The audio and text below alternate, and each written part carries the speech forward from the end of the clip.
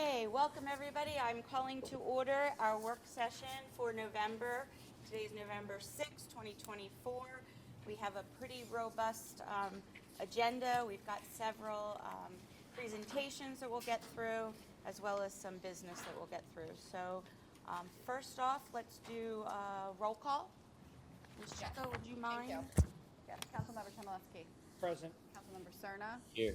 Councilmember Barton. Here. Councilmember Elam. Here. Councilmember Fry. Here. Vice President Kingsley. Here. President Sokolowski. Here. Thank you. Thank you. All right, let's get started. So we did hold a special fiscal year 2025 budget presentation prior to this meeting, and I would encourage everyone, if you have some time, it probably is about an hour's presentation, to take a look at it. It'll be online. It'll be on Verizon and Comcast channels over the next several weeks. We're looking for any feedback or input from the residents. This is the time period where we would do that. And then in the next voting session in 2 weeks, we will vote to advertise for the full public, and then we'll go through that process, and then in December we would actually adopt a budget that has all the feedback from the residents as well as the council and input. So we want to say thank you very much to the administrative team for putting a lot of work into that budget to get it to where it is, so that we actually have a budget that is balanced with no tax increase. So congratulations to everybody who worked on that. All right, first presentation. We are going to have the Conshohocken Baseball and Softball League presentation, and Phil Doherty, the president of the league, is going to actually take us through what you got. Yeah, thank you. Thanks for having us. And first, we want to say thank you for the support over the past year. I think we met with some of these individuals and the team back in October of last year with kind of a dream of what would kickstart the league, and it took shape very quickly, and a big piece of that was because of the team here. So what you'll see tonight started last October, but we couldn't have even imagined where we would get to without the help of everyone in this room. So first and foremost, thank you. We have a couple things. One of our players is going to bring a flag up. Come on up, Robbie, and the flag. So we have a flag. Do with it what you will. We'd love to see it hung somewhere. Go ahead. And we also have a framed jersey of one of our other players, Leo Flounders, as well. Again, hang it where you like. But just thank you for all the support that you've given us over the past year. So That's awesome. Thank you. So we'll jump right in. Scott's going to get us started. Scott is one of the vice presidents and the former president of the league, and just give us some history on the Conshohocken Baseball and Softball League. Yeah, so I'm Scott English. I was president up until about a month ago when Phil took over. So I wanted to go through a recent history of the league, which sort of will get us to where we are today. We were Conshohocken Little League from 1955 until 2019. In around 2014, Little League changed their rules where a player could play both where they live or where they go to school.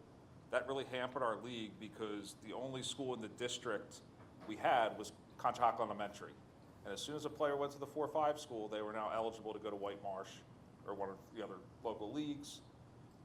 We always have done well with the younger players, but we were just losing the older players, getting recruited away, the better players to play tournament ball, travel ball, and it was a struggle.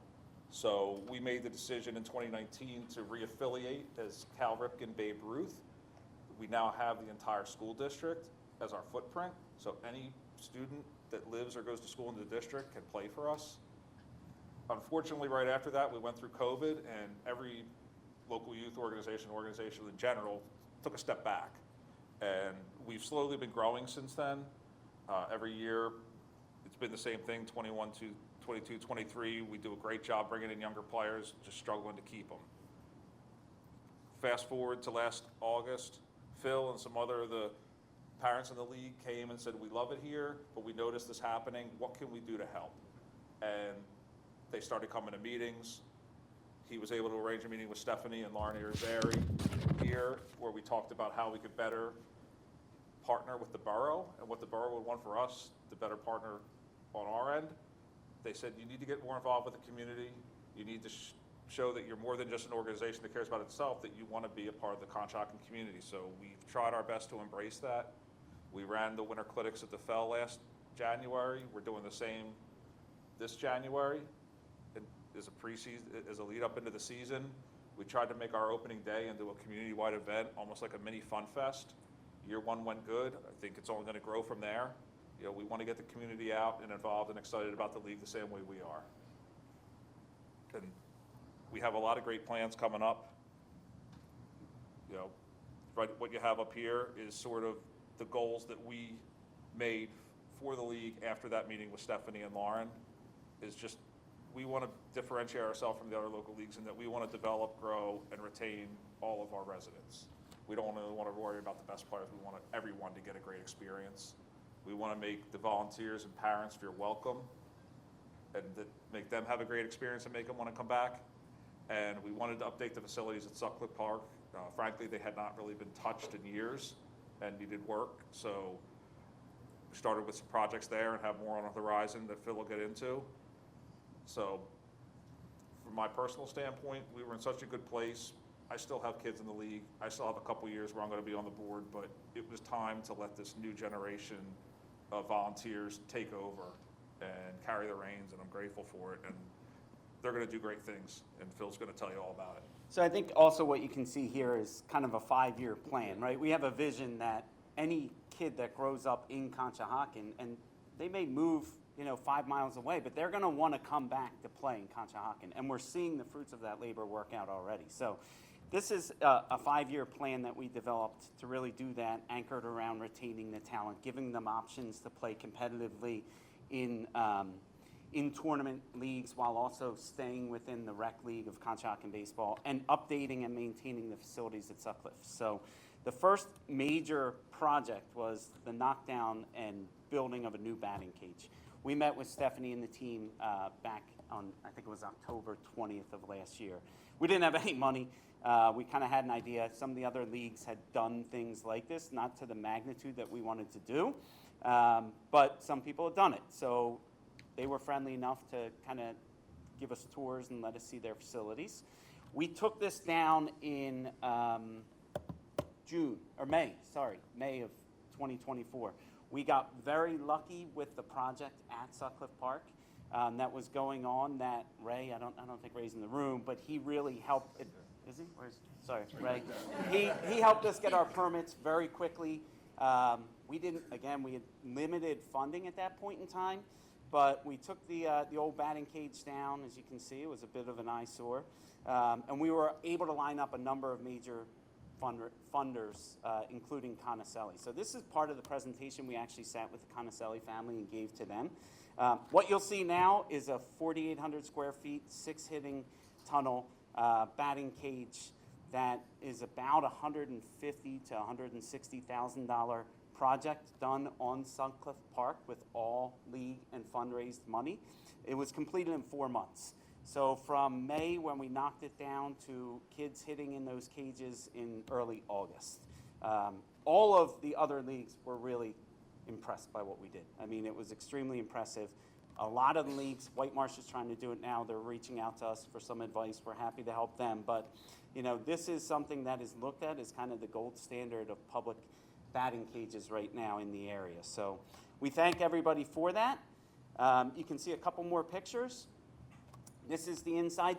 Something to note, this can be used for batting cages as well as indoor practices, so you can slide the cages back. We've had many practices in there. We didn't miss a practice during fall ball season with rain, probably because it hadn't really rained, but also because we can slide those things back. We also signed a new partner recently. Morgan Properties signed on to be our home run partner for the league. They were able to fund the end of the batting cage, and now we're going to take those resources and put them into maintaining and updating some of the fields. You can see the fencing on the fields is a little old and such, so there's some safety concerns there that we want to focus on kind of investing in some new areas of the field. But we have a vision greater than that as well, right? So the batting cage is kind of part one. We're updating the sound system. We're updating the major scoreboard. We are actively continue to fundraise to continue to invest in Sutcliffe Park and the fields down there. These are just a couple other projects we have on the horizon as well. The main big one now, and maybe what we'll ask of you as we start to wrap up here, is we're going to look to do something on our softball field. The softball program, I mean, my kids go to school at Conchi Elementary, and in my son's class, there's like one boy for every 3 girls. And the softball program, as good as it's been, doesn't reflect the community. And what we really want to do is make sure this league reflects the community. So we really want to build out our softball program. And to do that, we need to update the field. The field is in really bad shape. So fencing, we might have to turn the field because of the sun.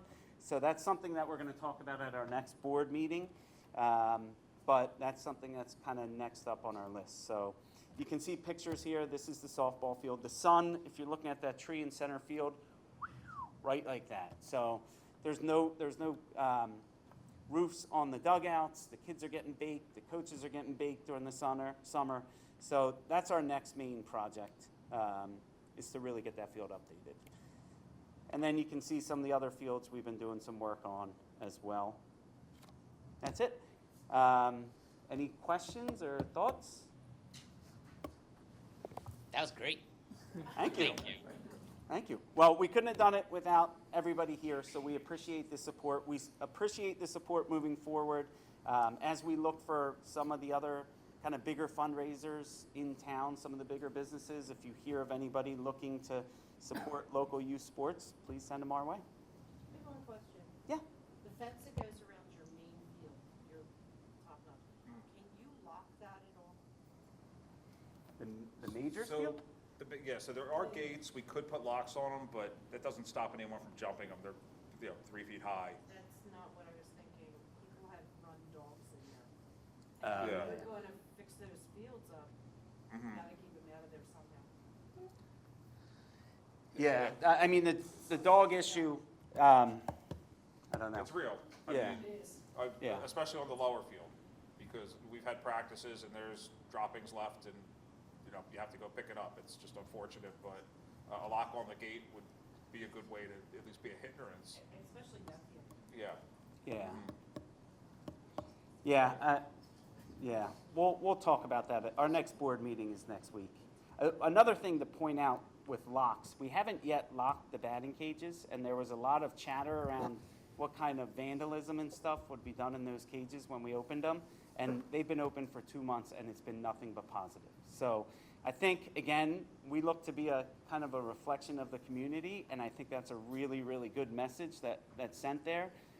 There's not trash in the cage. Everybody has been respectful of the batting cage. So, again, it's a great reflection of our community and the Conchi community as a whole. So something we should all be very proud of. Anyone else have any comments? Yeah? Sure. There's like 6 jerseys here. Come on, Rob. Sure. I like your logo. So we just redid our logo, and we have a merchandise store, and I have extra merchandise hanging around that I can drop off too.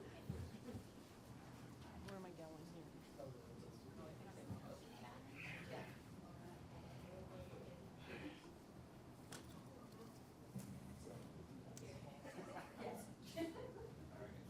We gotta open the banner.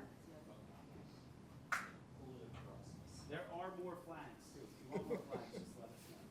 We have them. All right, let's. Yep. Wait, Adrian, you are. There you go. That's all right. I have them all. All right, 1, 2, 3. 1, 2, 3. Got it. Thanks, everyone. Thank you, everyone.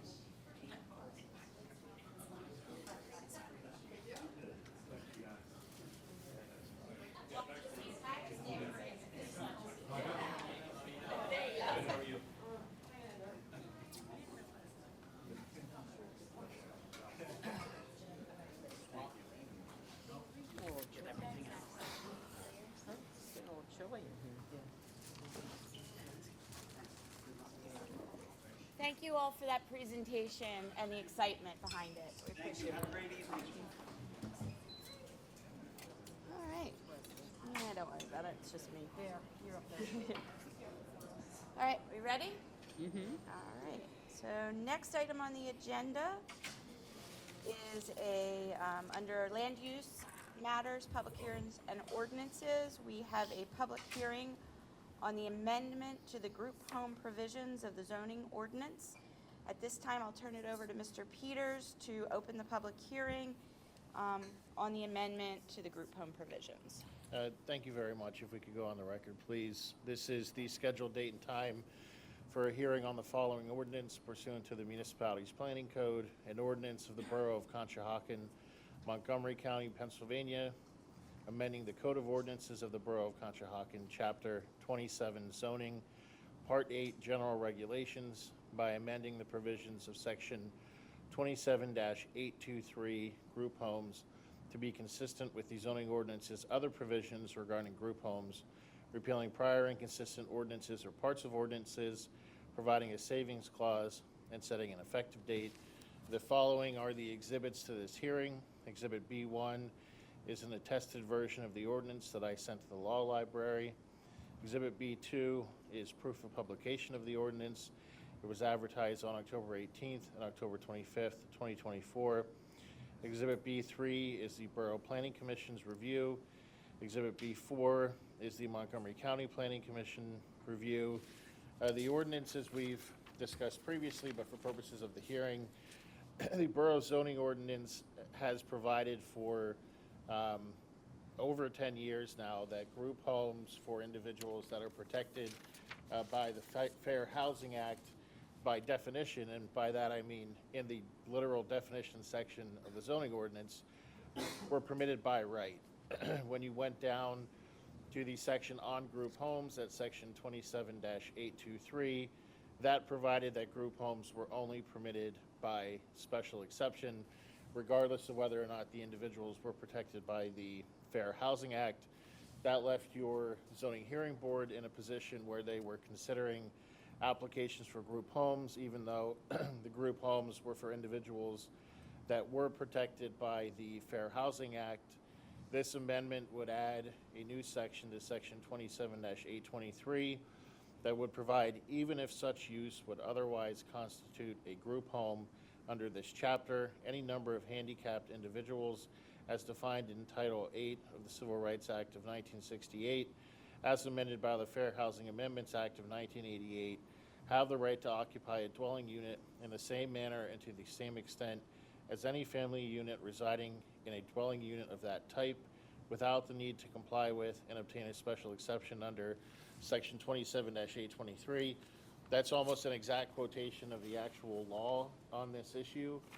The Montgomery County Planning Commission noted that they had no comments to the ordinance as drafted, and again affirmed that the amendment was simply to comply and be in conformance with the Fair Housing Act, Amendments Act of 1988. With that, I can take any questions from council that you may have, but it really is that simple. It's just adding that one section.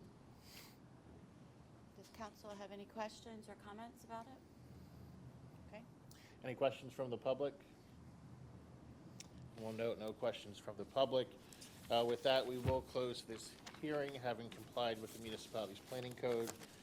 This matter will be back on your agenda on Wednesday, November 20th, 2024 at 7 o'clock p.m.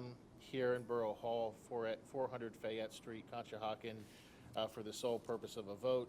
With that, Ed, thank you very much for your work this evening, and we'll let you go. Thank you. Thank you.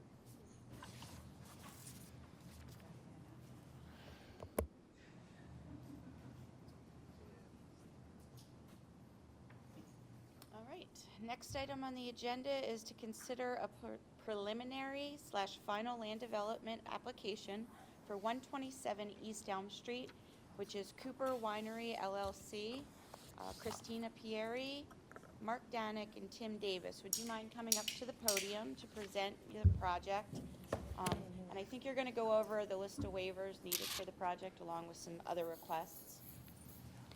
Yeah, do you want us to give the council a general Yeah, why don't overview we of the go over an project first? overview and then we Okay. can go through that. Okay, so I'll just start with a very basic presentation, and then we'll go through the zoning relief secured, and then we can just discuss the review letters. This property is located 127 East Elm Street. It's a vacant lot presently. It's been vacant for as long as I can remember. It's about 26,150 square feet. It's located in the SB1 zoning district, as well as the floodplain conservation district. The applicant is proposing to construct a 3,017 square foot structure where there will be wine tastings and light refreshments. The structure is expected to hold approximately 50 patrons, and the proposed hours of operation would be from 11 a.m. until 11 p.m. Additionally, the applicant proposes to build 2 pickleball courts, a bocce court, and have smaller recreational games available throughout the outdoor space. The pickleball games themselves are expected to last approximately 15 to 25 minutes. Bocce games take about an hour. The applicant will be using an online reservation system to make sure that there's not a lot of people milling about waiting to play. There will be, the applicant plans to have live music occasionally, and music played over speakers during the day, but they would comply with the borough's noise ordinance from 10 p.m. to make sure that there's no outdoor sound. And then with that, Brittany, if we could run through some of the renderings. So what's on the screen right now, as you'll see, is the site plan. In the brown, in the, say, upper right-hand corner of the subject property, that's where the structure will be. On these plans, in response to the review letters, you'll see there's various ADA sidewalks and ramps coming from the restaurant building heading towards the pickleball courts so that there's more access into the green space area. The yellow area to the upper left, that's the pickleball courts. The bocce court is the rectangular, say, field directly beneath the pickleball courts. You could see the various benches and fire pits that they want to utilize the space to make it a nice outdoor space. Additionally, which we don't have it on the plans, but with respect to having open space available for the public, we did, to comply with zoning, we did set aside 15% to comply with zoning. Of that area, to comply with the 10% instead of paying a fee in lieu, we're going to, the applicant proposes to locate some sort of like butterfly pollinator garden with benches, most likely in the green areas on the side of the pickleball court, headed more towards the trail in the back, where it'll be more like a passive seating area for people. But the goal is to have like an educational aspect to it so that there'd be plants and basically explaining why bees are important and why butterflies are important. If we could move to the next rendering.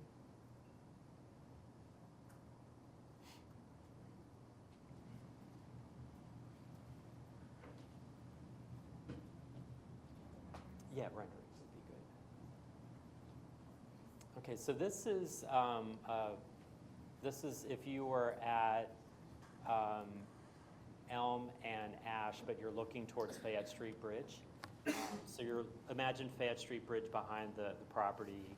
Keystone would be in the back of this rendering. This is the corner of the property. To your left is Ash. Elm is directly in front of you, and this is the primary entrance to the restaurant. You could see, to comply with zoning and setbacks and greenery, we have plantings proposed, as well as a bike rack along Ash. And this is another view. So this would be if you were, say, standing at the Keystone building looking towards Ash Street. And you could see again, another rendering. Well, and if we could, sorry, that's okay. And I just want to explain, so the renderings were done by the architect. So the railing in the front, the fencing, applicant does propose to have some sort of like black metal fencing, only 4 foot to comply with zoning requirements, but we will not have the brick pillars every so often, so I just want to make sure that that's clear. And then this is a view if you were inside the green area looking towards the back of the restaurant. That's the porch area. And again, to note, you'll see the steps to the left of the restaurant area that would be headed towards the pickleball area. That has since been redesigned based upon the review letters to have handicap accessible ramps, as well as more of like a sidewalk headed towards the pickleball courts. Now this is, if you were, say, near the railroad tracks looking up Ash Street, so this is the, say, the rear of the restaurant. You'll see the trash enclosure is the fencing area right to the immediate left. The driveway there is where the food truck would pull in, and then the back stairs are for deliveries for the restaurant. Now this would be if you were standing on the trail, looking up at the restaurant itself. You see the food truck, again, the lush green space, trying to keep it a very, family-friendly outdoor activity space that's available for patrons. And then this is another view if you were standing, I guess, at the Keystone Building parking lot, looking towards Spring Mill down the railroad track. You'll see the bocce court to the middle left of the rendering. You'll see the seating again, the various plantings. And this rendering, this is an overview.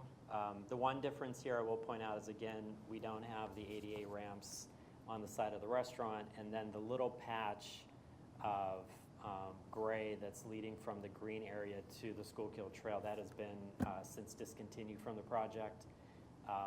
That was causing too many issues, and it really wasn't necessary.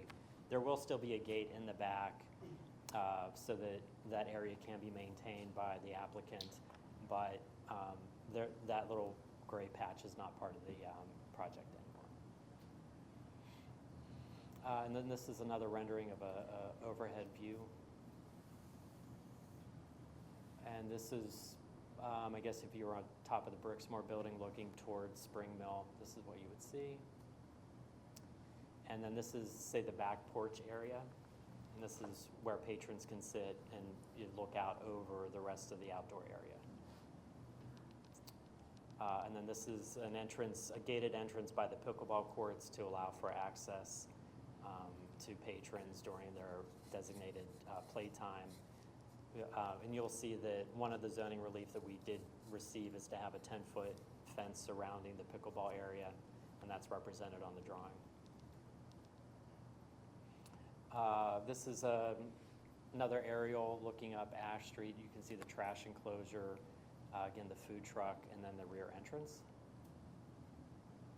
And then this is a close-up of the pickleball courts with the bocce court towards the back.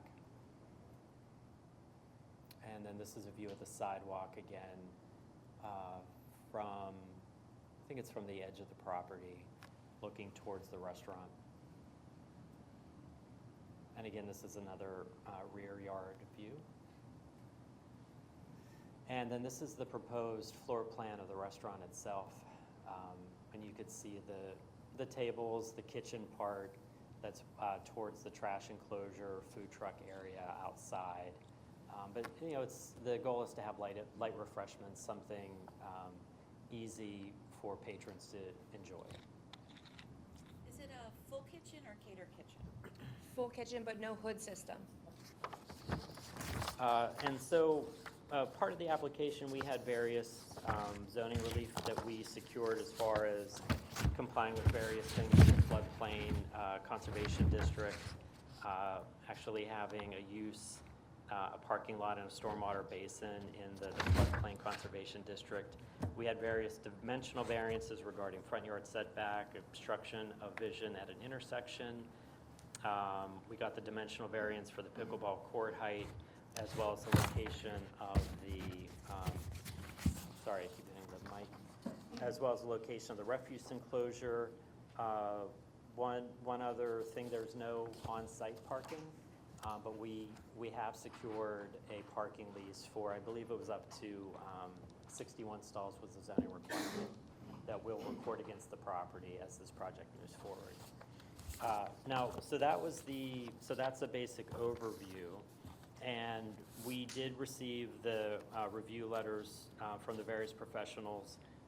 We do have Tim Davis here, who's the engineer, that he can provide specific responses to our written responses on the borough engineer review letter. And we did have other comments that are covered in my cover letter dated October 31st. Couple of additional comments that were contained in an email from Steph Checo, where we talked about the proposed fee in lieu for extension of pedestrian sidewalk on Ash Street to the trail. I don't know if we have a good picture of that, but there's a part. You have it on Tim's. If you go to the next picture, Brittany, I think, one of Tim's. Well, and you could see it on the plan there where the existing sidewalk ends. So we don't own, one of the comments in the review letters is extending that sidewalk to the trail. That's beyond our property because our property ends see where the green is, that line there, it's the fence line. So that's where the property ends. So to avoid any entanglements with public sidewalks and things like that, while we can't commit to putting in a sidewalk, we would pay the borough a certain fee, for them to do it or complete it and work with the county. There was various conditions listed in the MCPC review letter as far as connecting it with a sidewalk and different things. And it seemed like it was a very complicated process. One of the other things I failed to mention too is we did have a phone call with SEPTA. They basically take the position that anything within 50 feet of a rail track, they get a say in. It was a pretty congenial phone call. They were mostly concerned about the construction process, whether we would be using any overhead cranes, and how would we stage everything so that there's no traffic backing up on Ash Street. And we had explained to them that, the goal would be to have the construction equipment where the pickleball courts are, build the restaurant, and then the staging would occur that way so there's nothing on Ash Street. And probably the construction entrance would end up being on East Elm itself. I did briefly touch upon the proposed park and rec impact fee. We believe that a certain butterfly pollinator garden with an educational aspect to it with benches would be a nice amenity, and that's what we would propose instead of paying a fee in lieu. There were questions regarding an H&H study, which if the council would like to discuss that further, Tim would be ready to discuss the proposal because we're in the floodway fringe. So there's a study out there, I think, with, is it DEP or somebody, or FEMA, that says that if you would fill up the entire floodway fringe, you wouldn't impact the flood level. So where the restaurant is, the reason why the restaurant is in the upper right-hand corner of the property is because that's actually the highest point of the property. So most of the building is the furthest away from the floodway fringe, basically. And then the last plan that we could get into would be the sound plan, Brittany, that we just sent. There's been a lot of questions regarding pickleball sound and how we would mitigate that. So we were doing a lot of research online. We didn't commission our own study, but I did find a number of publicly available studies commissioned by other municipalities. I was primarily relying on one from York, Maine, where an applicant was proposing to go from 4 pickleball courts up to 6. And in their analysis, they did an analysis. Now this is of 4 courts, and we're only proposing 2. So the sound level's by a factor of 2. But even when you look at the rings that we have, Tim, if you want to explain the decibels and then the distances for the council, so that because I really can't see that from here. But Yeah, so the court ring that we show in blue around there is around the 4 courts that were studied in the York, Maine sound study. Those that blue ring in there was measured at 60 decibels, just outside of the courts. Pickleball has a directional sound profile to that, and that was observed in both this study and multiple studies that we looked at. And so we used their exact study for distances from the court. Now, that court was on a flat plane with some surrounding grass, so similar to the grass rounds that we have in this site. The red line just beyond that is where the decibel, the sound pressure drops to 55 decibels, and then the orange is where it drops to 50 decibels. That orange is outside of all of the surrounding houses that we touch. So the closest house, the closest building is 144 feet to the pickleball courts. Those are the townhomes at the corner of Elm and Ash, right? That's part of the housing. The townhomes are across the street. Yeah. And then it's 231 feet to the older townhomes that are on the further corner of Elm and Ash. The townhomes that are, let's say, directly northeast of the pickleball courts, there's, I don't know, like maybe an 8 or 10 foot little hillside fencing, and then the buildings themselves are about 160 feet away. And then the townhomes, I believe they're at the corner of Perry and Ash. Those are 241 feet away. And again, the decibel readings that we're, say, showing for purposes of tonight deal with if there were 4 active pickleball courts, whereas we're only having 2. So we did place 2 of the asterisks right on the proposed pickleball courts. And Could you tell me, I'm sorry to cut you off, so you're saying 60, 55, 50 decibels. What does that equate to in real life? What's that comparable to in what we experience? Yes. Right, a lawnmower, you know, Yeah, alarm so clock. a lawnmower is going to be in the 90 decibel. A vacuum cleaner is going to be in the 80s, 70s, high 70s to 80s. So typical city traffic, you think more Philadelphia. The surrounding area is going to be in the 70s to low 80s, just kind of around City Hall. So that's typically what we see in an urban area. Now, a suburban area is going to have around that 50-ish kind of baseline during the day. So a passing bus is going to be about 70 to 80 decibels. So that's the township ordinance is written around the suburban, urban environment, and that's the ordinance that we are showing in there for the sound decibels. And the other thing of note is this is using full, I guess, regulation paddles and balls. This is just normal pickleball being played without sound deadening. without sound deadening. And you're proposing using sound deadening? Correct, sound deadening paddles, correct. Okay. There's also one thing called out in that study specifically are wooden fences that have a sound attenuation.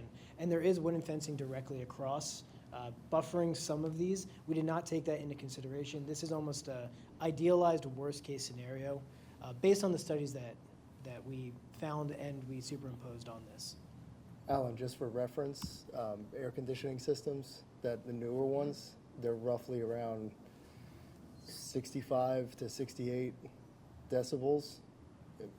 Your neighbor probably has one. If they have a newer one, you can't even hear it if you're next door. So 60 I will tell decibels you outside that of that is, Any discussion I think any of us have had about pickleball, people complain about the sound. That doesn't mean that it's 100 decibels, it just means that that's the complaint that we get from feedback, so. Right, and the applicant does recognize that, and so we, without commissioning our own plan due to the expense, we found publicly available information, which, and I'm happy to send a copy of I got it offline, it's a public report, but it was a pickleball company that was trying to get approval for 2 more pickleball courts, and they did an analysis as compared to York, Maine's noise ordinance. And I appreciate you bringing the information instead of us asking the question and you going, I don't know. Right. And we did look for a study that was not done by the company. It was done by a third-party engineer. We don't know where they were financed from, but it was not the pickleball company producing this. It was a consultant, a separate consultant that produced this, and was publicly submitted to York County in the state of Maine. Well, York, the municipality of York. Sorry, municipality, not county. As far as your music, is it pipe music or live music? So we plan on having live music sometimes, not all the time and not all day long. And then we will have music, just like we have at the restaurant, outside, as people are eating. But it will comply with, what'd you say? I don't know, Brian does all the playlists and he's very proud of all of the playlists at all the restaurants, so I'm assuming he'll make it. But it will comply with the noise ordinance. And What just time, I'm sorry. As a reminder about the noise, you're literally, there's a train. Every 15 minutes, because I have the whole train scheduled from both train stations. So in a perfect world, if we had $25,000, I would have wanted a report that discusses the ambient sound from the trains as well as the sound from the traffic, which also would mitigate the sound and how, because this plan right here assumes dead silence other than your normal 60 decibel or 40 decibel ambient sound, and the sound just traveling straight. I don't like pickleball. Is it the same sound as like on a tennis court? No, It's louder? It's like ping pong. a little bit, because the ball is different. It'd be closer to a basketball. Yeah. That's probably your best. And there are basketball courts, like, I could throw a pickleball at the basketball court close to us. I'll add living in that ward, that being, what is it, a state road or PennDOT road? There's lots of construction vehicles that go through there, so they're also quite loud, and those, like out here, so I think those are several more decibels. So you don't think on their busiest day that it would be any louder or any issues compared to what's already there? Compared to what's already there, no. Not given those comparisons of like decibel levels. Right, and again, so we're only gonna have two, and the decibel readings were for 4 active courts. What's the height of the structure you're proposing? So the pickleball courts themselves are, it's set down 2 feet, so there's a slight offset, and then we have a 10-foot fence above. But the building? We haven't decided on the height of the building I yet. think the max height is somewhere around 19 feet, but it's going to be 1 story, which is with pitched, more like agriculture-looking ceilings. Something I'm very interested in knowing, because it seems like it's essentially like a mixed-use type area where you're going to have a restaurant facility, kind of this intimate outdoor facility, but then also an active outdoor facility. So can you explain to me what the lighting is going to be? Because that would be another thing I'd be concerned about with like an activity area, is if there's going to be light bleed or anything into the other, not just noise, but that affecting the people across the street. So we plan on lighting the pickleball and bocce courts, obviously because you have to be able to see as you play. We will not allow people to play out there past a certain time. And then the property will be well lit, obviously for safety reasons, because it does get dark over there, and there is only 1 street lamp on the corner of Ash and Elm. But all of the lighting will comply with the lighting regulations, so I won't have any light shining directly in people's windows or anything like that, so. They'll use reflectors to keep it Yeah. on site. And you didn't get any variances, right? You're strictly following the lighting code? We didn't have Correct. variances for Yeah, lighting, no- yeah. no So variances. you fall within. Yeah. Yeah, the variance relief, or the zoning relief was purely on the use because of the floodplain district, as well as certain dimensional variances, and then the fence height. And what was it, you said there was some sort of agreement about parking? So I have a parking agreement with Sora East right next door to me for 65 spots. Yeah, so they're the property right next to pickleball. I walk past it like every day. I've seen that empty lot. My dog loves that empty lot. I assume you guys are playing, you're gonna get a lot of bike traffic coming from I hope so. the school, yeah. Yeah. I mean, do you have is there an entrance right on the back end there where they, So Put their you'll bikes have out to and then come go- in through the restaurant, but there Okay. are bike racks on Ash Street. So in my mind, you'd ride your bike up, walk it up to the, up Ash Street, park your bike, and then come in, and then through the restaurant, you can go outside. gotcha, You can come in and utilize bocce and pickleball and sit and outside at the fire tables. You do not have to partake in restaurant dining to be able to utilize the courts. okay. The bike racks are also located outside of the public sidewalks. We do show an additional strip of concrete so that the bikes are not blocking the sidewalk going up Ash Street. Okay. Should this be approved, do you know your timeline for construction? Well, that would start with you guys. And then we would need 6 to 9 months from you guys. But if we have winters like this, I mean, I'm okay with a little flexibility because it was 82 degrees today.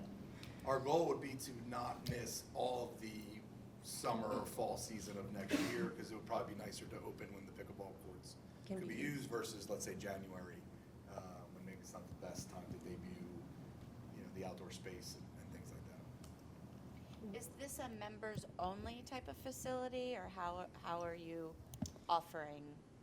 So for pickleball, we would have a schedule online, like a calendar, and you can go make a reservation. You can see what time slots are available. So if you say like, hey, let's go play pickleball 3, and then you go online and it's already booked, say, we can't go, we'll go at 4 or whatever.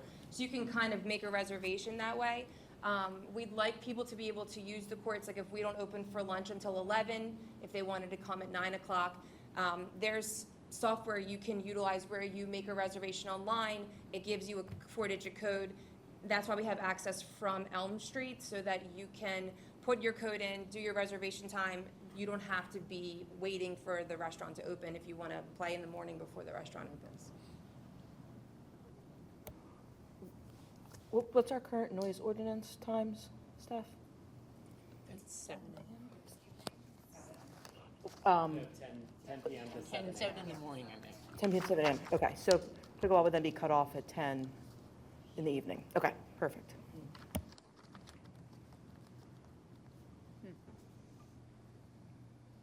Any other questions? I love the butterfly kind of educational garden theme. I don't know if you thought about working with Schuylkill Valley. They do Sure. some things with education Yeah. for community type of setup. So I'm just kind of Where are they based? Schuylkill Valley Nature Center. So down in Chestnut Hill, East Falls area, they have No. one. Is that one? No. Go over Ridge, and it's, shoot. I'm trying to think of the name of the I can street. Google it. Yeah, I was gonna say. if you Google it. Google it. It's got the the name. Schuylkill Valley Nature Center, and Is it's. it like Roxborough area? Yes. Yeah. The Mequon, right past the It's Mequon more School. Andorra, Okay. There you go, Roxborough and Dora. Okay. It's all the same. and it's awesome. Go visit it. Okay. But they do some neat things with education. And Yeah, I think it would be nice to have it there. I mean, I have kids that are asking questions constantly, so it'd be nice. I have all my questions answered. Anybody else? Good. Everybody good? I like the building. Great, thank you. Thank you for your time and explanation. Thank you.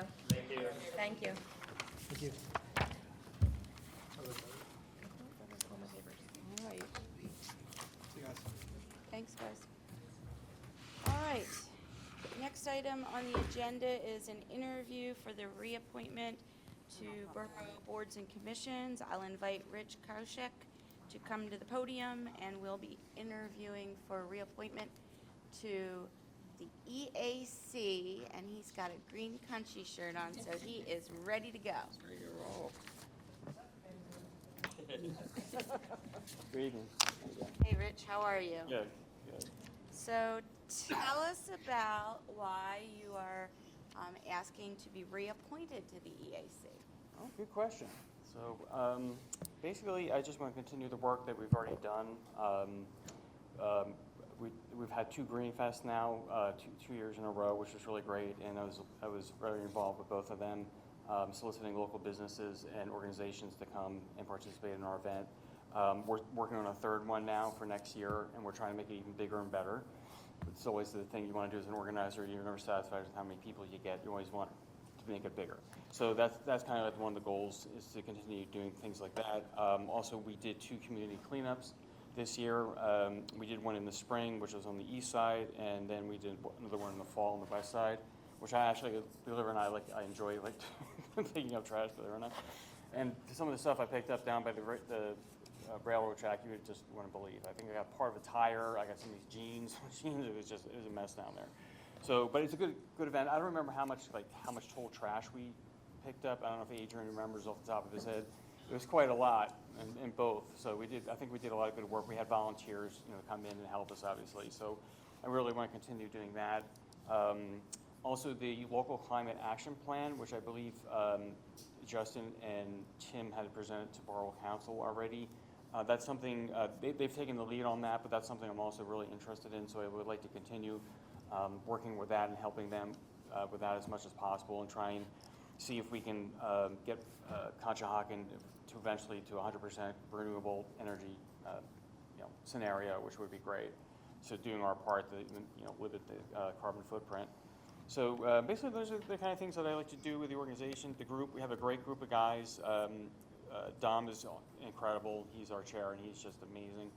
I think he might be stepping down, though, so we're going to have to think about appointing another chair. So I don't know if that's something that you folks would do, or does it come from us, or how would we work that part? I don't know. Is that? Are you asking us? Yeah. Okay. It'd be a matter of the chair being chosen from the board itself, like the commission itself. Okay. Okay, cool.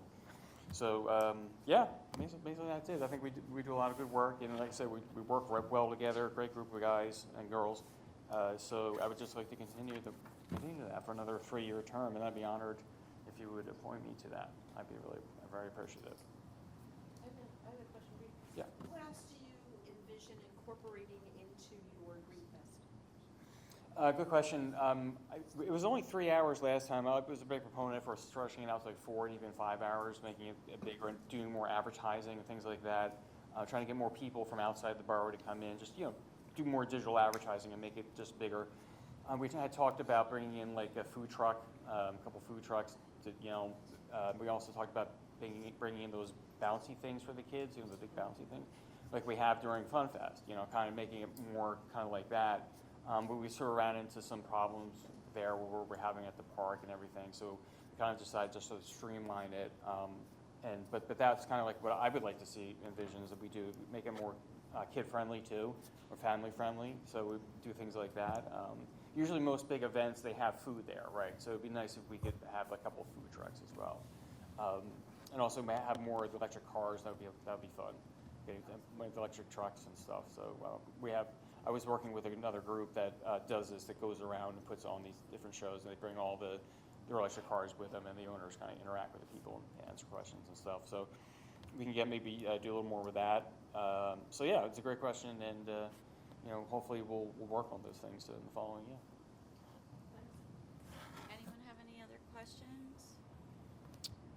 Do you feel that, I guess since the first time that you applied to be appointed, that the environmental focus or anything that Conshohocken is focusing on with regard to the environment has changed? Changed since I've been on the... Yeah, since you started. I think there's more emphasis now on the LCAP, which is obviously a big program. It has a lot of moving parts. It's very complex. But I think we have more of a vision now than we did before to make this thing, actually work, put it together. I know it's very, very technical, very difficult. But yeah, so I think there's more of that environmental consciousness. And the Green Fest, I think, was great. I mean, the community outreach is critical. Like, we want to be serve the community, do what we can for the community. So I think we had a good, that was a great idea. I don't know who came up with it, if Dom came up with an idea or not, but that's a good example of the kind of things we have done, and sort of the consciousness thing. So. Are you still giving out the rain barrels? Yes, we are. Dom probably would be a better person to ask about that, because I think we're kind of short on those. I'm not sure exactly, but I know Without the rain. we did have some, I think, at our last event, and yeah, that's usually very popular, so we like to continue doing that. Yeah. Any other questions? Well, thank you for serving, and thank you for your interest in continuing to serve. Well, thank you for giving me the opportunity to do that. I really appreciate it, and like I said, I would love to continue on with Yeah, thank you. Thank you. Thanks, Rich. Yeah, no problem. Good night. All right. Next item on the agenda this evening is under Manager Matters. I'm going to turn over to staff, but there are a couple items that we are going to consider motions and votes for, so. Steph, go right ahead. Okay, great, thank you. The first item is we do need to extend a temporary resolution for the stop sign at West First Avenue and Maple Street and the handicap parking space in the area of 10 East 6th Avenue. So these were previously approved. We are looking to extend them for an additional 90 days. We are waiting to just incorporate a bunch of changes that would go into one ordinance amendment just because of the advertising costs and the time costs. So if you're inclined, we have no issues with either of these items. We've received no negative feedback. It's just an administrative extension of that 90-day temporary status. But just to be, the resident feedback has been positive. They're very appreciative, especially on Maple Street. So. Any other questions related to that topic? Okay, hearing no questions, could I have a motion to approve Resolution 2024-28, extending the temporary parking regulations, specifically the stop sign at West First and Maple, and then a handicap parking space in the area of 10th East 6th Avenue? I'll make that motion. I'll second. I have a motion and a second. All in favor? Aye. Anyone opposed? Motion carries. The next item, we are asking council to approve a resolution which would allow the administration to submit for a Main Street Matters District Development Grant. This grant would be specific to the pedestrian plaza that is scheduled to be constructed at West 2nd Avenue and Fayette Street. The grant would be in the amount of $1 million from the Commonwealth Financing Authority.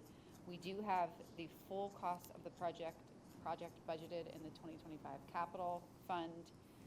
The grant matching that would be required for the borough to commit for this specific grant would be $769,893.13, which again is in the 2025 budget.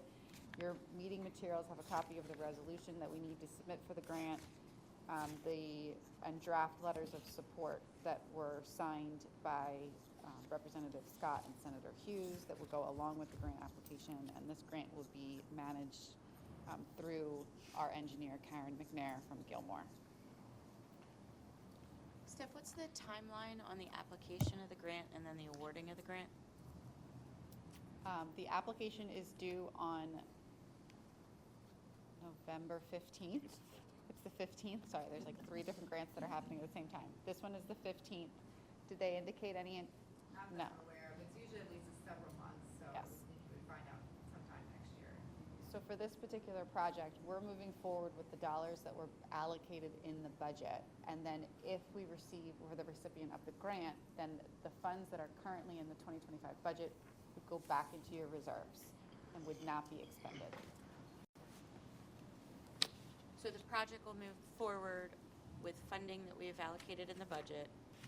If we get approved for the grant, it would reimburse the funds that we were putting out. You basically have $2.1 million in your 2025 budget. You're applying for a $1 million grant. If received, you would expend 1.1. 1 million would go back into your reserves to consider for use in 2026. Any other questions on that? Good. Okay, hearing no other questions, could I have a motion to approve Resolution 2024-29, authorizing the submission of the Main Street Matters District Development Grant from the Commonwealth Financing Authority to be utilized for the construction of the pedestrian park and Memorial Plaza? I'll make that motion. I'll second it. Motion and a second, all in favor? Aye. Anyone opposed? Motion carries. Elizabeth McNeil has served on the Planning Commission now for, I believe it's 9 years. And she has indicated to Borough Administration that she and her family are moving outside of the borough, which then precludes her from being able to participate on the Planning Commission. So she has indicated that she does need to resign. Her resignation is effective in December. That will give us 2 vacancies on the Planning Commission that do need to be filled. So we will actively start advertising as long as council accepts her resignation this evening. Okay, any questions about Liz's resignation? Hearing no questions, could I have a motion to accept the resignation of Elizabeth McNeil from the Planning Commission? I'll make that motion. I'll second. I have a motion and a second. All in favor? Aye. Anyone opposed? Motion carries. And she will be greatly missed. Yes, she will. Devin was at the polls, Oh. and she's ready to start working again. Oh, she wants to come back. Yes. Okay, great. Well, come on So we back. need to hook her up. The next item is change order number 3 for the 2024 Liquid Fuels Road Program. This is a no-cost change order. It is simply balancing quantities in the base bid to equal the actual field measure quantities, which we have to do because we're utilizing state funds for the project. Any questions on the 2024 Liquid Fuels Road Program? Change order? Okay, hearing no questions, motion to approve the change order number 3 for the 2024 Liquid Fuels Road Program, which is necessary to balance the original planned quantities. I'll make the motion. I'll second. I have a motion and a second. All in favor? Aye. Aye. Anyone opposed? Motion carries. We also have the final payment certificate for the Liquid Fuels Program, so this payment cert, if approved, will close the 2024 project. And we do have the maintenance bond on file. Any questions? Hearing no questions, could I have a motion to approve the payment certificate number 4, which is the final certificate of payment for 2024 Liquid Fuels Road Program? The amount is $44,608.36. I'll make that motion. I'll second. I have a motion and a second. All in favor? Aye. Anyone opposed? Motion carries. The Friends of Conshohocken Parks bylaws require any utilization of funds that they wish to contribute or donate to receive council authorization prior to them doing so. They've worked over the course of this fiscal year, and they would like to make 3 donations to close out 2024. One being $500 for a paver in support of the batting cage, which we just had presented to us this evening. $1,000 towards the welcome sign that the administration is working on, the Borough Council has already approved, and $1,000 towards the purchase of signage that would invite residents to use and better locate the A-field track. The Friends of Conshohocken Parks currently have $71,000 total in their bank account, and they're asking to utilize $2,500 of that $71,000 to close out the year. Any questions related to the 3 items that Friends of Conshohocken Park would like to donate to? Okay. Hearing no questions, could I have a motion to approve the request from the Friends of Conshohocken Park to utilize the nonprofit funds for the following donations and contributions: $500 for the large paver in support of the batting cage project for the Conshohocken softball and baseball, $1,000 for the Borough Welcome Sign project, and $1,000 for the purchase of the directional signage for our A-field track. I'll make that motion. I'll second. I have a motion and a second. All in favor? Aye. Anyone opposed? Motion carries. The borough and the Greater Conshohocken Economic Development Corporation have worked very closely with the Montgomery County Redevelopment Authority over the course of the last few years, to say the least, in terms of management and distribution of what was previous UDAG loan money, which has sat with the Redevelopment Authority in Montgomery County, basically in one of their bank accounts, and then they were the distributors of the loan money and the holder of the actual loan documents. Earlier this year, the Greater Conshohocken Economic Development Corporation, which is referred to as the GCEDC, they decided internally that they would like to take back control of those monies and the management of those loans.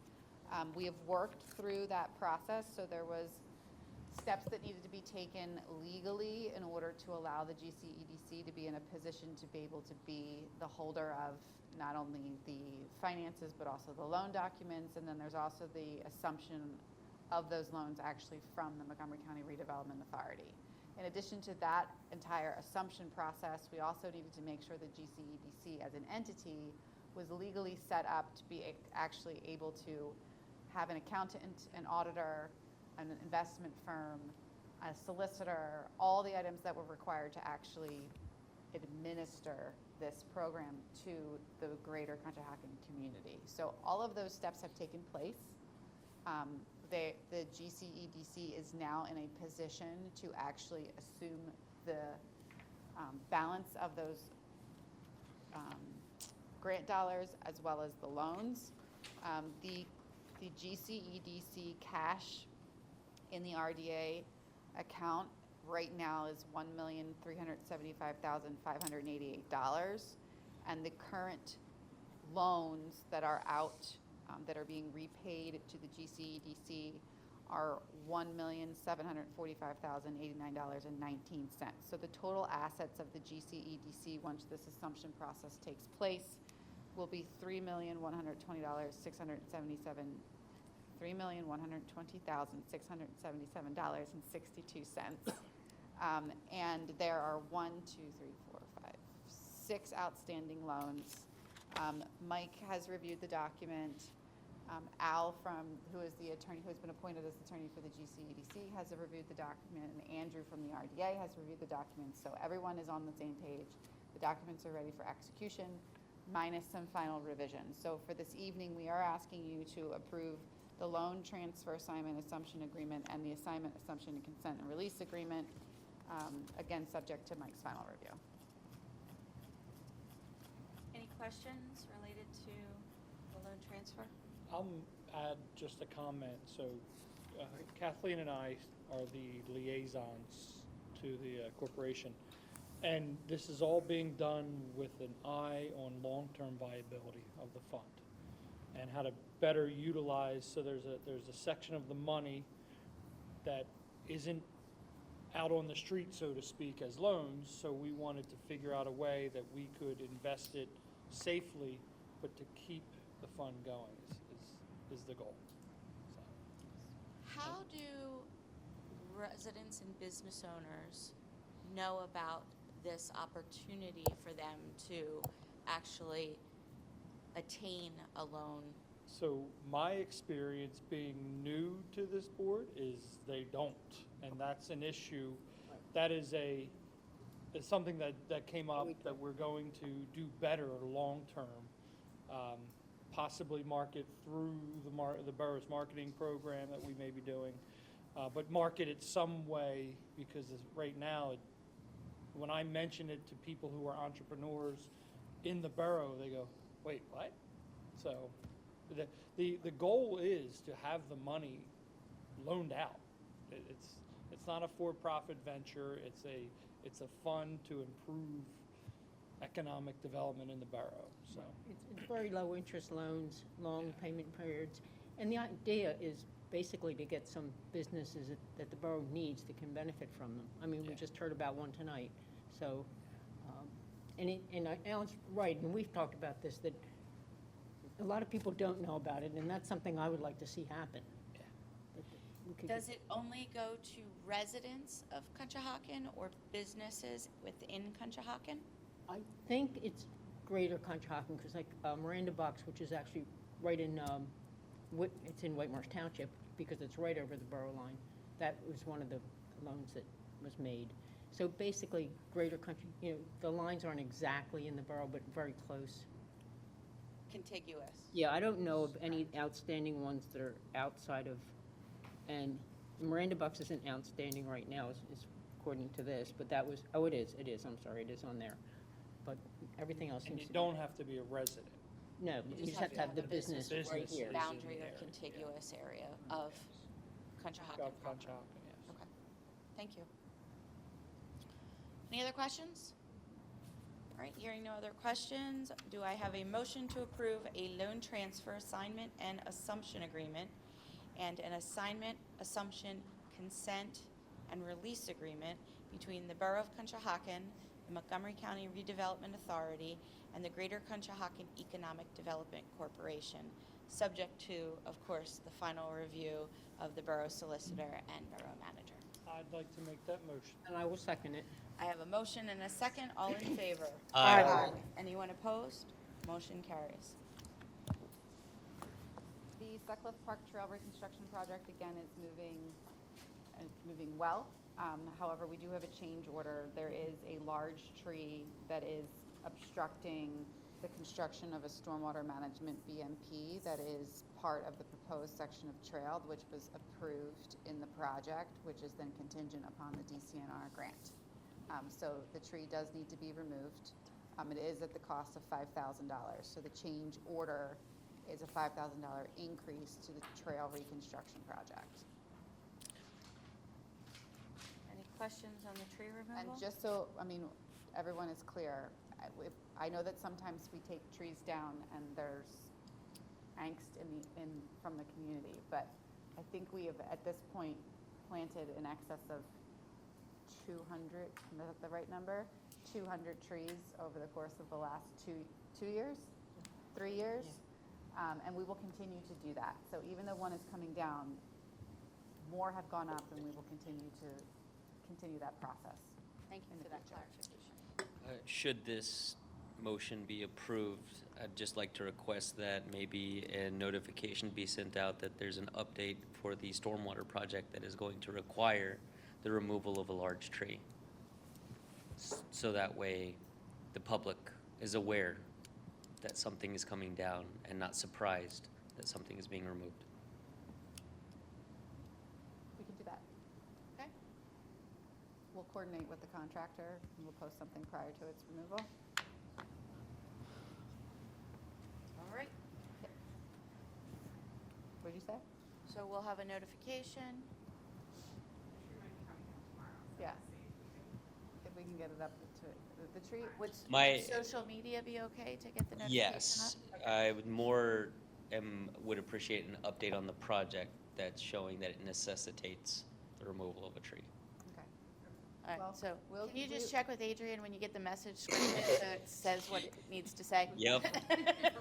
We'll get it before we leave this evening, because it's probably coming down tomorrow, so we'll get it up Okay. and get it out. Yeah, even if it's there after it's removed, it at least answers the questions. Yep, at least has the information Okay. up. All right, any other comments, questions?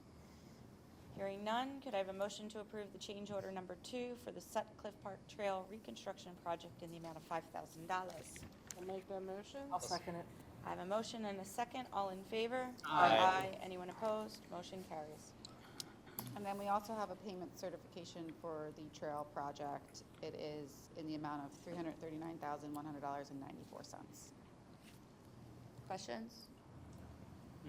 No questions? Do I have a motion to approve payment certificate number 4 for the Sutcliffe Park Trail reconstruction project in the amount of $339,100.94? I'll make Make- that motion. I'll second. I have a motion and a second. All in favor? Aye. Anyone opposed? Motion carries. And we got through manager matters. Next item on the agenda is department matters. We're going to have a presentation on the temporary one-way traffic regulations on East Second Avenue. Could I have the Executive Director of Operations please come to the podium for that presentation? We'll go through this quickly. I understand that Second Avenue is East Second Avenue is a small street, but through our evaluation of that area, it is causing a lot of congestion problems and a lot of other problems, not only on Second Avenue, it's causing it in the area. So when I refer to the businesses in the East Second Avenue area, basically from Third Avenue to First along Harry Street, that's what I'm referring to. So when we started to evaluate the, you can go to the first picture. When we started to evaluate this, it was for safety. We had a community event, and a lot of the businesses were talking about all the problems that they were having on Second Avenue. Some of them are clear to see. It's a two-way street, a lot of deliveries at specific times of the day where you wouldn't think that businesses that serve food would receive deliveries, and that's between the 11 o'clock and 1 o'clock period. So when we have a mixture of pedestrian traffic and a mixture of commercial vehicular traffic that are basically making deliveries, some of them are relatively large. The beer distributors there, Boathouse and the pub, they're using that area, and you also have the auto repair shop that's using that area. So as you can see, there's becomes relatively congested very quickly. Most of these pictures I've tried to take between those 11 and 1 and 3 and 4 o'clock time frames. I did that because that's what my traffic study information indicated was the largest amount of cars on that in that area. And some considerable amounts of cars. In those periods of time, there's about 100 cars an hour that go through that small street in each direction. So it's pretty considerable, and with the truck traffic there and the pedestrian traffic, it becomes problematic. So when we looked into it, we talked about this. This is the second time I've talked about it. One of the businesses there was going through a loan project, a loan process. So we kind of shelved this for a while in order for them to be able to go through their process and this not affecting them in any way. They thought it was going to affect them in a negative way, so we shelved it. But this was probably 4 or 5, 6 months ago, so they should be completely through that process. The idea here is to have to accomplish two things. Number one is to accomplish pedestrian and vehicular safety along that roadway. So just taking that picture that you see right there, a vehicle coming onto Fayette Street making a right-hand turn is going to have to look down. We don't have the normal 100-foot sight distance on that street because we have a bump out at the pub. So that's affected by it right away. And sometimes during this period of time, deliveries are made in that intersection. So there could be a 53-foot tractor trailer parked in that intersection, which means you have to edge out even further. That's to go right. To go left towards the bridge is an entirely different problem. So you have to basically be into traffic before you can make a left-hand turn. The other issue is pedestrian traffic on that road. So right now, we have nothing really on West 2nd Avenue. We have potentially, well, we're going to have a park there, but right now there's not a lot going on there. The restaurant across the street is closed, so it's really not getting a lot of lunchtime pedestrian traffic. But if you take all that into play, if you take the fact that you have to go out into an intersection to make a left-hand turn, and then you have a pedestrian in that intersection on top of that, it becomes very complicated. Some of those situations did happen while I was there. I just didn't have enough time to take a picture of it, where people were basically dodging cars in order to get through it. So the safety issue is obviously paramount, but trying to get traffic around there was one of the big things. The other thing that was pointed out, I think, through a Facebook article about the traffic sign or the parking signage there, and I did read the article, and it's absolutely correct. So the parking signage is inadequate for that area. We have developed numerous parking areas in that lower end of town.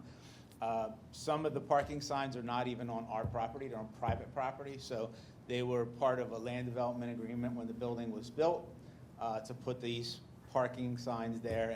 And we really haven't done a comprehensive study on how to maneuver cars around that area. So this is part of that. So the idea again is to get cars 3rd Avenue down through Elm Street, down to our parking garages at the Sincora building, the former Amerisource building, also at Tower Bridge, where we have parking on the top and the bottom.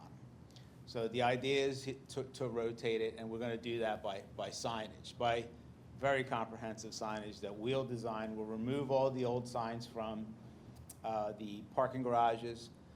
And really, the one question is, well, how come that's not done now? Well, it's not done now because we have to change it. It's just going to become a confusing situation. And I know one of the things that you're voting on is this marketing company. I mean, we can encompass this plan into a marketing plan, put it on a website, an app. There's all sorts of things you can do once you have it etched in stone. So the beginning of this would be getting the one-way one-way traffic on 2nd Avenue, and that would be through a 90-day resolution. We've done them numerous times.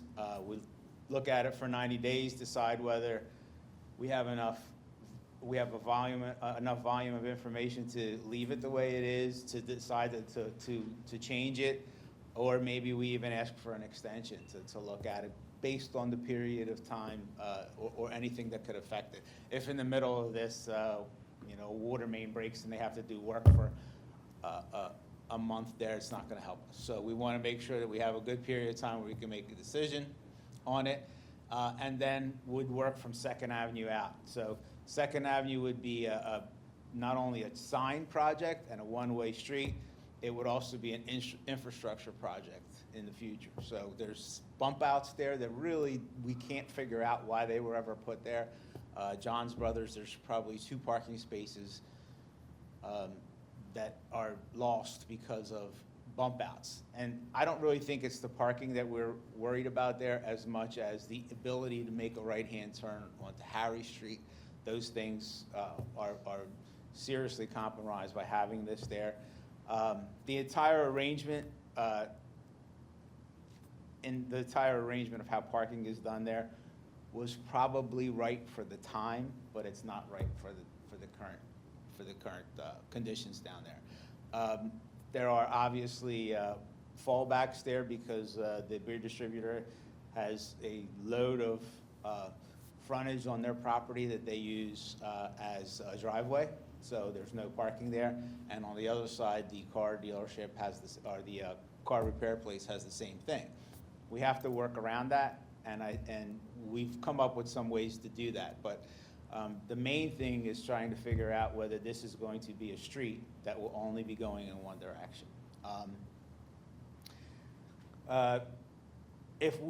Once that's all into play, the infrastructure would happen along with Harry Street. Harry Street's in very poor condition, especially that section of it.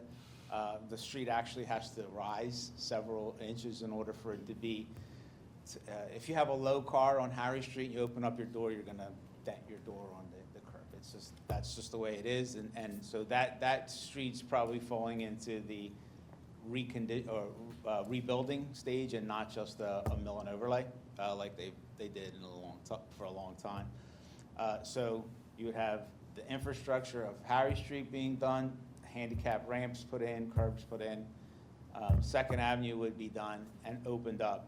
And then we would have a loop, which is, I mean, I don't think you can come up with an easier plan than to have that loop. It's almost like it fell into place for us. So literally that bottom loop where it's kind of pink in color, that can go all the way to Oak Street, back around. It's a full circle on both sides of Fayette. So that's the main part of the plan. The objective, again, to move people around, to move pedestrians around, to have a safe way to get in and out of that street. And it's to the benefit of everybody. It's to the benefit of everybody. It's the benefit of pedestrian traffic. It's going to be the benefit of pedestrian traffic. It'll also benefit the residents who want to use that as a walkable area. It'll also benefit the people from out of town because they'll finally be able to figure out where they need to park, which more and more becomes a headache. And we're going to do that. The parking part of this will be done with the cooperation of the businesses. They have a lot to say about it, and it's all been good feedback when we start talking about parking. Everybody has their opinion on what should be done. Well, it's more of an opinion on what not to do. Most of the businesses that have been there a long time, they don't want you to touch anything, and it's just not. We just can't move in that direction. So that's the main part of the plan. We wanted to start with this 90-day resolution in order to get it changed to a one-way street. That will require minor changes, signage, maybe some striping in the street with arrows pointing in one direction. We may have to ask the police department to help in that for 1 or 2 days when people start getting used to the directional traffic, that they don't try to go the wrong direction.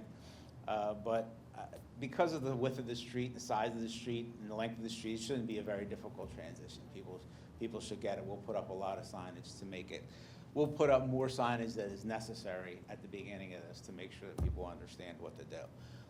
But at the end of the day, I think it's going to benefit everybody. I think one person that we had here came in to discuss during the budget period, said something about that most of the businesses down there benefit from the fact that the residents go down there and spend money.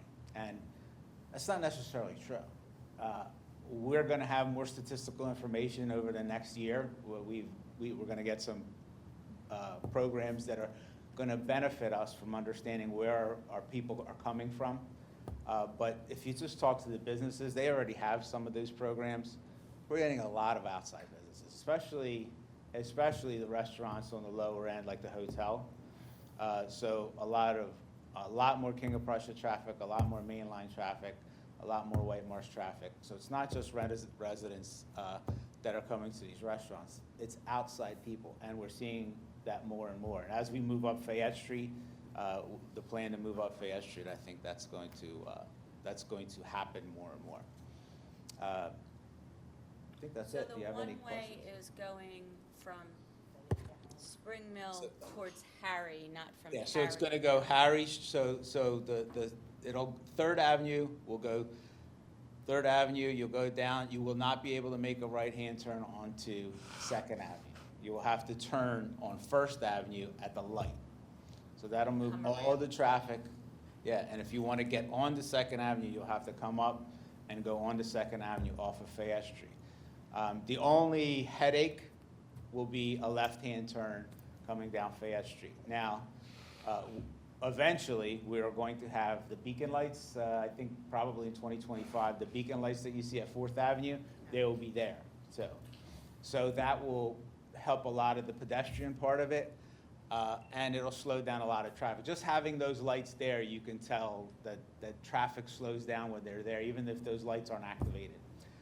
So that should help a little bit with that. But the feedback, the negative feedback, I'll be honest, that we got is that they're going to lose business because people will have to drive around the block. I think any of us who've experienced going into the city or any place that is a major attraction understands that you have to drive around in order to find a spot. If you are actually looking for a parking spot, this will make life easier because you will have signage to point you in that direction. And again, eventually, with the marketing program, with everything else we're putting into play, when you make your reservation for a restaurant in Conshohocken, part of that reservation will show you where you need to park. That's already been discussed with some of the businesses. Could you hang a no left turn sign? I'm sorry? Can you hang a no left turn sign? Because it's not a PennDOT street, technically we can hang just about anything we want. We're going to put in beacons. We can do a lot of things to prevent people from turning there. But again, you're going to have some of it. I think it's going to be more of an issue for some of the local residents who are just used to going and making the right-hand turn there, that they're going to have to go around the block. But there's no indication that anything at that lower end is going to have less traffic in the next 5 years. Every indication is it's going to have more. And if we don't address it at one point, if we don't address it at some point, and something unfortunate does happen there, fender benders happen there all the time, and people call the police, don't call the police. They go outside, they see their cars are hit, and they just drive away. But when some of the pictures that I have that I tried to get was of the kids coming out of school during early dismissal and trying to manipulate their way across Second Avenue to get over to the areas of the pub and the boathouse and those places, and they're basically walking in and out of trucks in traffic. So, the idea here is if we know that there's a problem, we try to address it. This is the only way that I think we can address it at this point. And it's a 90-day thing. It's not going to cost the Borough of Conshohocken a lot of money.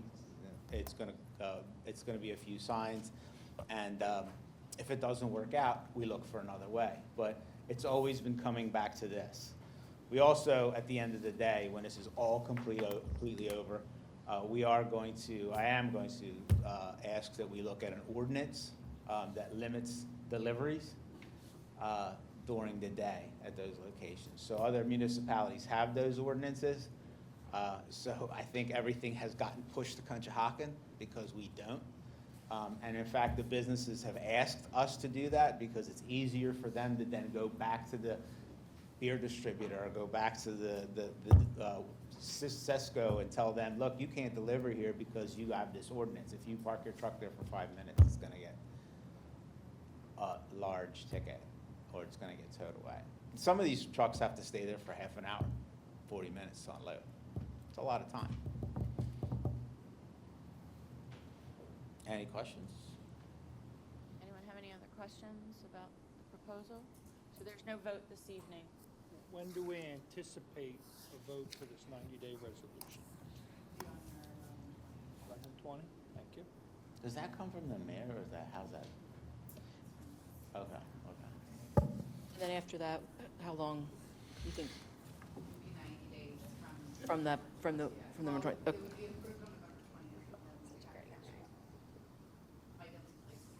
Okay. Okay. Okay. Yeah, the implementation of the items won't be that long of a period of time. And again, we have to see what the time frame is going to be. I don't know whether this is a good idea for, let's say, the middle of Christmas time. If that's the case, then maybe we move it to January so it doesn't cause as much headaches as far as the implementation. But there's nobody that wants to have a disruption of people's business. So,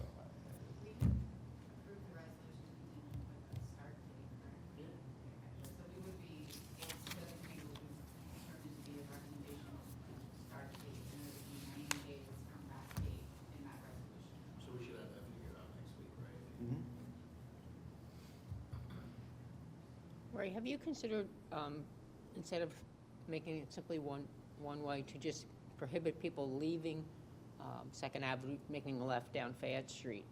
Because I watch them do it every couple of days, and it is very dangerous, that left out of there. Well, that's addressing one problem. So I understand that, and I did look into that. And here's the issue: when you start looking at that intersection, even the right-hand turn, if you're making it, you have to look down to your left, and technically you should have 100 feet of clear vision. Most of the time you don't. Most of the time you can't start out there with 100 feet. You have to make your way into the intersection before you look down. And the times that I'm referring to, which are the busy times, there's cars there. There's double parked waiting for parking spaces. So you don't see what's coming up the street. At night, it's even worse. I didn't do anything at night, and I didn't need to make these pictures. I didn't need to make these pictures look any worse than they already are. So at night, it is worse. I mean, if it comes to that, we can certainly discuss it. But you know, there's the whole what if. Well, why did you cure this problem and you let this problem go, and then there was an accident because of this, and you know, you could have prevented it. So generally speaking to the engineer, the traffic engineer, this is a preferred method of it. He did provide a document too that he believes that that's the right way to go at this point, and to see how it goes. If this was a larger street, it would be an easier decision. It's this narrow street. And because it's a narrow street like that, and there's really no relief that we can get anywhere, we can't tell the boathouse we're going to take, or the pub, we're going to take out the huge bump out that they have there now, that includes a tent top on top of it, and an awning on top of it, and tables. So we can't do that. This cures the problem. If we have to roll it back, then we roll it back. If we have to eliminate it, we have to. We didn't knock any concrete out. We didn't change anything that would cost a lot of money to repair or replace. We're just talking about signage, basically. Okay, thank you. Any other questions? Okay, thank you.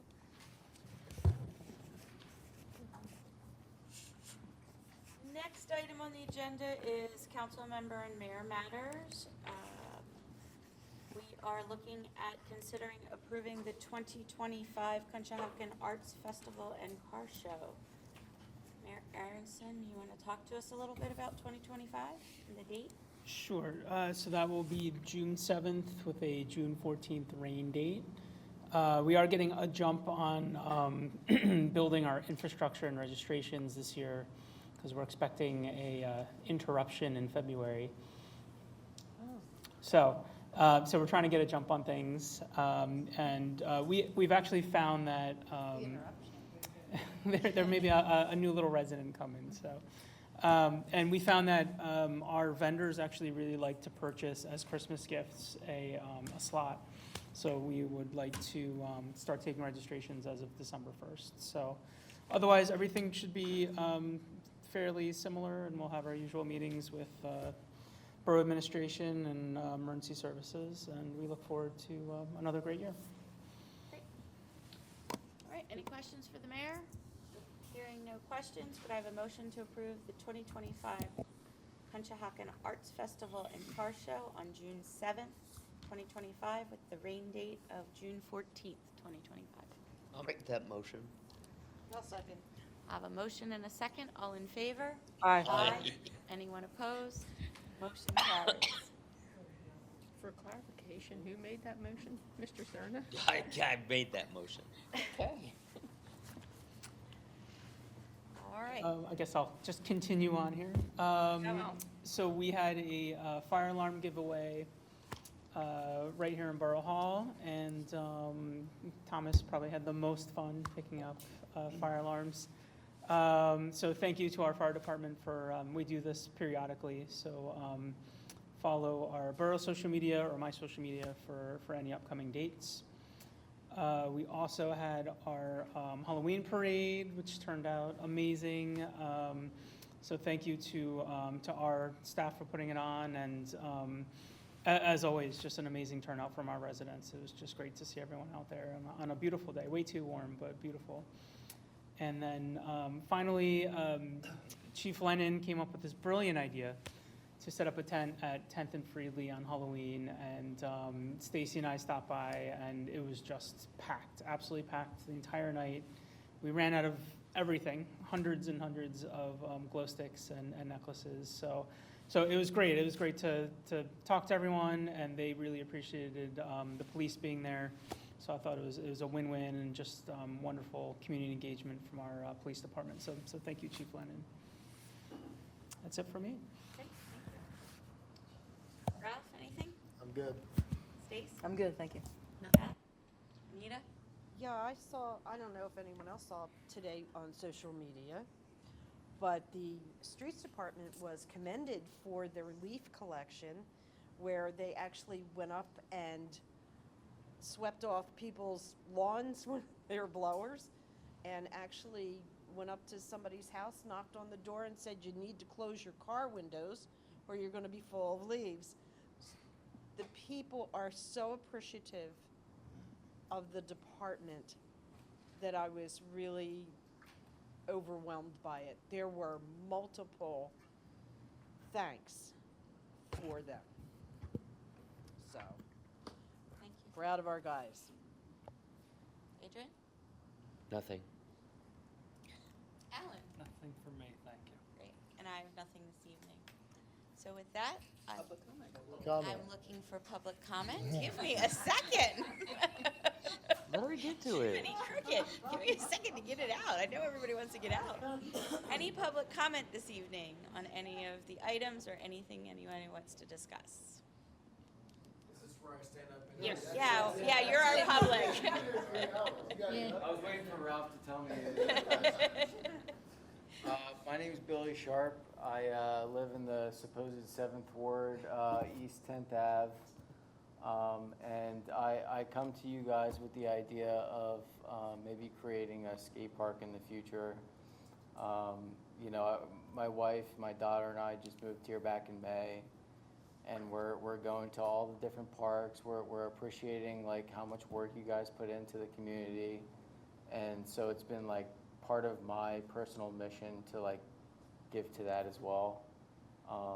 You know, by doing anything I can for you guys as a resident now, but also like as a skateboarder / advocate for extreme sports, maybe like push for that idea in the community here, because prime example, I was down by the train station, I guess Spring Mill Station, because I'm like down by Daisy Tavern, and I saw some kids, you know, fresh pavement. Like if you ask any skateboarder, like putting rubber wheels to a fresh, blacktop is like you might as well be on a hoverboard, right?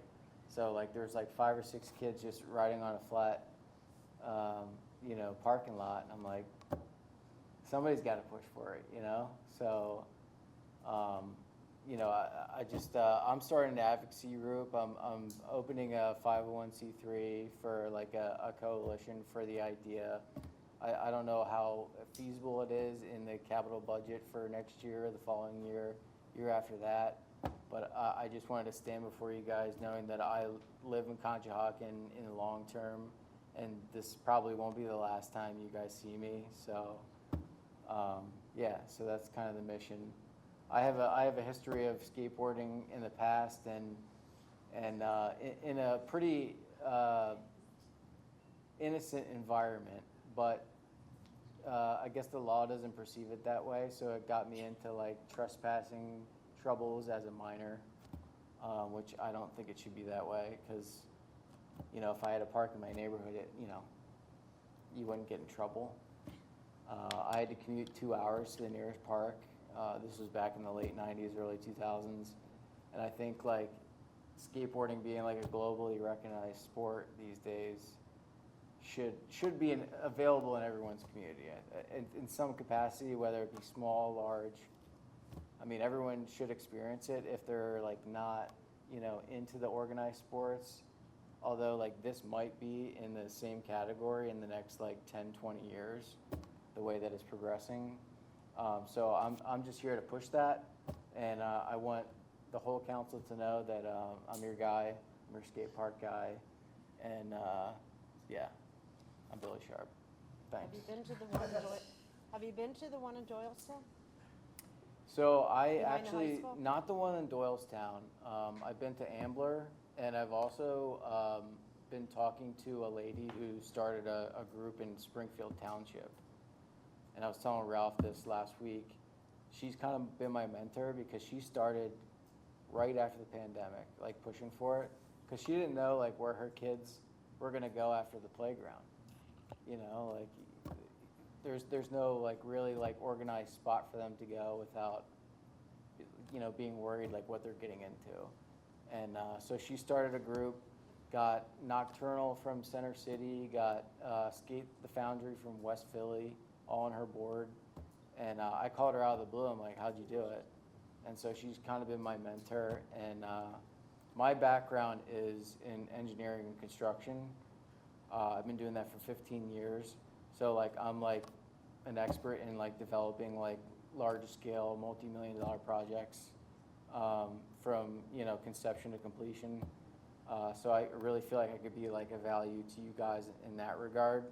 I'd look for everyone inside to maybe like find any funding that's like available, or any kind of money in the capital budget on top of me like raising money through my nonprofit organization. So a lot of the money that I'd be raising would be for the development and the conceptual / design of an idea, you know what I mean? What kind of space do you need for a skate park?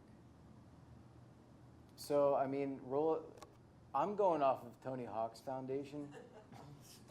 And no, that's a credible source because he knows, are you kidding me? He is like the biggest like proponent for everything. And he actually gives grants to communities if you're good enough at your grant packages are appealing enough. And they're saying like, every 10,000 residents, it should be like 7,500 square feet. And so what I've been looking at is like a minimum of like 500,000 to be like 9,000. Because I want to be like, Conshohocken's a curve, right? Everyone can see us from the highway. I want people to be able to see us from the highway and like us be the spot, wherever that is. I've already, looked at a couple different spots, but it all depends on like what you're able to consider, I guess, so. For a skate park, you're paving though. You're paving over green space. So how do you and It this is something bituminous, yeah. we have to So- talk about. Yeah. So there's been the idea of, it's not ugly. If you do a concrete skate park, you can make it look elegant and like kind of blend it in with the architecture or the landscape. But I push for concrete because it's more for the long term. I mean, there's like really no maintenance involved in it. If you like build a wooden or like steel structure on like an asphalt base, you're gonna get a lot of like wear and tear, like hardware is gonna come loose, wood's gonna rot. You're gonna have to tear it all down, build it back up. But like concrete, it doesn't do anything except if you get a chunk out of it, you just gotta patch it up. I mean, so it'll last a lot longer. So yeah. Anybody have any other questions? So, I don't need answers, I don't want to put you on the spot, right? I know you're kind of making an introduction, but I'd be Put me curious. on the spot. That's why I'm here. Yeah. I'd be curious to move forward with this, right? This is a long-range project, and I think people would be interested. What, the questions we would ask are size, area that you think would work in the community, and what you expect community participation. Right? Mhm. We're very much always looking for what can our constituents in our community, would they be interested in? I'm sure you're a nice guy, but just because Bill wants a skate park, right? But if we found out, oh, well, there's a couple hundred kids, No, or there's it's 50 definitely kids. not about that- me. It's yeah, about no, my but you get what I'm daughter, saying, right? Yeah, So, I do. But yeah. so the more concrete information as you progress and work with this project that you can bring us, the easier it makes it for us to join with you. Yeah. So that's kind of what I'm doing now. It's the early stages of like building my core group. I plan on, I just joined the community center 2 months ago. Putting out a Facebook group, seeing like who's interested. Anyone here is like more than welcome to come visit me or like join me in like, spreading the word. But flyers are gonna go out, stickers are gonna go out, I'm not gonna like paint the town with the stickers, but you guys are gonna know that I'm there. And it's just to spread the word that, I'm not gonna go away. Great. I think the other piece that you probably left out is just the legal aspect of having something like a skate park. Oh, yeah, there's a lot. Yeah, we have to, the borough itself has to evaluate. Well, the so I legal want to remind aspect. everyone here that this is just an introduction. Yeah. Like I'm a professional and I can put a legitimate presentation together for you guys. And this is just me being like, hey, thank you for having me and calling on me today. So I told him he had to come here and talk because we never get we don't get a ton of positive ideas or people who want to. So to give you guys background, you have to come here and actually speak to us because it doesn't happen. very often. So let me give you a background though, because I lived in Fishtown, like on the border of Kensington, probably 10 years ago, when Pop's skate park came out. Has anyone heard of Pop's? It's like this mini skate park like right outside of Kensington that was like sort of aimed for like low income like areas, obviously. And I met the guy that put it together, and like the amount of community that came in that small space, rather than these kids running out doing God knows what, that they're just all ripping on the ramps and like making friends with each other, was like the most inspiring thing I've ever seen in my life. So like ever since then, I was 25.